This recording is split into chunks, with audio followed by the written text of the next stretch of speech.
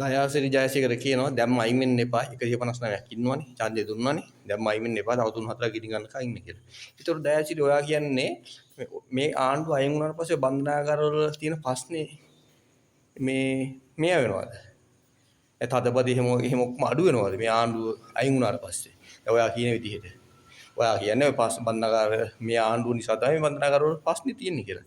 ආණ්ඩුවේ ප්‍රශ්නයක්ද තියෙන්නේ නැත්නම් බන්ධනාගාරයේ ඇතුලේ තියෙන ඉඩකඩවල ප්‍රශ්නයක්ද තියෙන්නේ? මේ ආණ්ඩුව පෙරළුණාට ඉඩකඩවල ප්‍රශ්නේ හරියනවද? හරියන්නේ නැහැ නේද බන්ධනාගාරය? එහෙනම් බන්ධනාගාරයේ ඉඩකඩ වැඩි කරන්න ඕනේ දයාසිරි ජයසේකර. ඒක තව බන්ධනාගාරයක් ඔය හරි හදන්න ඕනේ නැත්නම් තියෙන බන්ධනාගාරවල මේ තියෙන මේ ඒ කටියේ තියෙන වාට්ටු වැඩි කරන්න ඕනේ නේද? අලුතෙන් හදන්න ඕනේ නේද? ආණ්ඩුව අයින් වුණාට ඒ අඩුවාඩුව මැකෙන්නේ නැහනේ. ඒක මට තේරෙන්නේ. දැන් ඔයා කියන 159ක් ඉන්නෝනේ. තව බන්ධනාගාර 3-4ක් ගිනි ගන්නකම් ඉන්න. දැන් මයින් වෙන්න එපා. අර එහෙම කියන්නේ.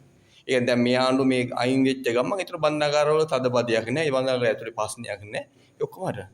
ඒ කියන්නේ ප්‍රශ්නේ ඇති කරන්නේ ඔයාලානේ. නේද? ප්‍රශ්නේ ඇති කරන්නේ දයාසිරි ජයසේකරලා. සුන්බුන් විපක්ෂේ.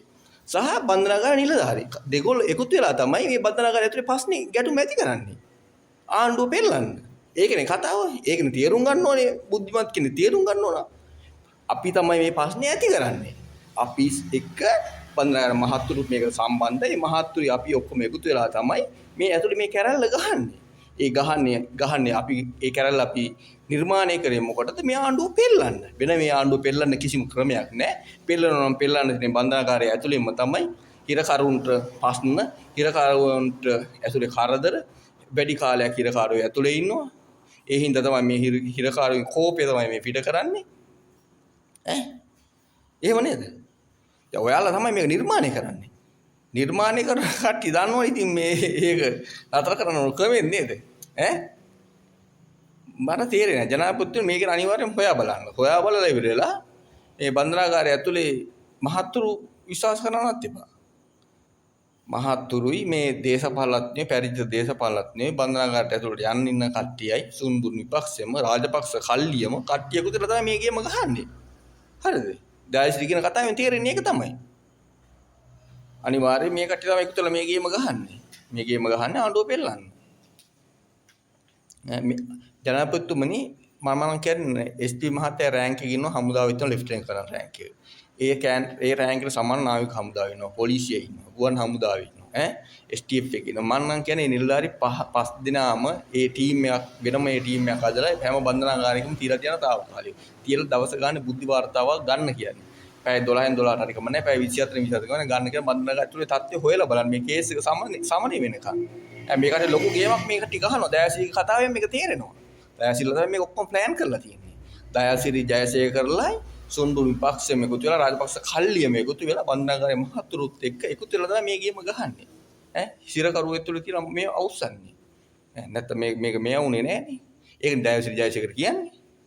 ඒක තමයි කියන්නේ. අනිවාර්යෙන් දයාසිරි ජයසේකර ගැනත් හොයලා බලන්න. ජයසිරි ජයසේකර මේක සම්පූර්ණ විස්තරය දන්නවා. ජයසිරි ජයසේකරෙන් ගත්තනම් සම්පූර්ණ තොරතුරු ටික ගන්න පුළුවන්. කඩාකප්පල්කාරී ක්‍රියාවක් කරන්නේ. අනිවාර්යෙන් මේ තස්තවාදී නායකයෙක් වයි ජයසිරි ජයසේකර. ඒ විනය කියන කතාවෙම තේරෙනවනේ. දැන් මයි වෙන්න එපා. තව 3-4ක් ගිනි ගන්න කන්නේ. ඒ කියන්නේ තව 3-4කට මේකට ප්ලෑන් කරලා තියෙන්නේ. අනිවාර්යෙන් මේකට ගේම ගහන්නේ. තියලා මේ බුද්ධි තොරතුරු අනිවාර්යෙන් දවස ගානේ ගන්න. අරගෙන ඉන්න බුද්ධි වාර්තාවක් ගන්න. අරගෙන ඉන්න බලන්න මේ කේස් එක මේව වෙන කංජනාපතිතුමනි. මේකයි සුළුවෙන් තකන්න එපා හොඳේ. මෙයාගේ කතාවෙම තේරෙනවා මේ කට්ටිය තමයි ගේම ගහන්නේ කියලා. අනිවාර්යෙන් ඒක ගැන හොයලා බලන්න.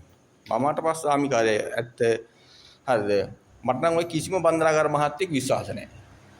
ඇත්තම මම මේ කියන්නේ විශ්වාස නැහැ. ඒ හින්දා ওই බන්ධනාගාර මහතුරු ගැන ඔක්කොම ගැන බලන්නේ සැකයෙන්. රාජපක්ෂලාගෙන් පත්වීම් ගත්තු කට්ටියයි එක්සත් ජාතික පත්වීම් ගත්තු කට්ටිය තමයි ওই බන්ධනාගාරේ ඉන්නේ. ඒ හින්දා අනිවාර්යෙන් මේ කට්ටියට ආදරේ අනිවාර්යෙන්ම මේක ඇතුලේ අනිවාර්යෙන්ම ලොකු කරල්ලක් මේ කට්ටිය ගහනවා. මේක නැත්තම් කොන්දපණ තියෙන බෑ බන්ධනාගාරේ SP මේක පාලනය කරගන්න.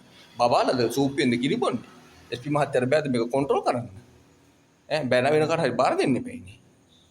අනිවාර්යෙන්ම. මොකද ඔය හොඳපණ තියෙන්න එපෑනේ. SP වුණාම බන්ධනාගාරයක් පාලනය කරගන්න බෑ නම් ඒ මිනිහට උගේ වැඩක් නෑනේ. උට නිල ටෙලිෆෝන් එකක් දීලා තියෙනවා. නිල හත්ත දීලා තියෙනවා. වැටුප් ගෙවනවා. ගෙවලා තිනේ ඕකනේ. ඕක බලන්න එපෑනේ. ප්‍රශ්නේ මොකද්ද කියලා. ආණ්ඩුවට කෙලවන්න තමයි try කරන්නේ ඔය කට්ටිය.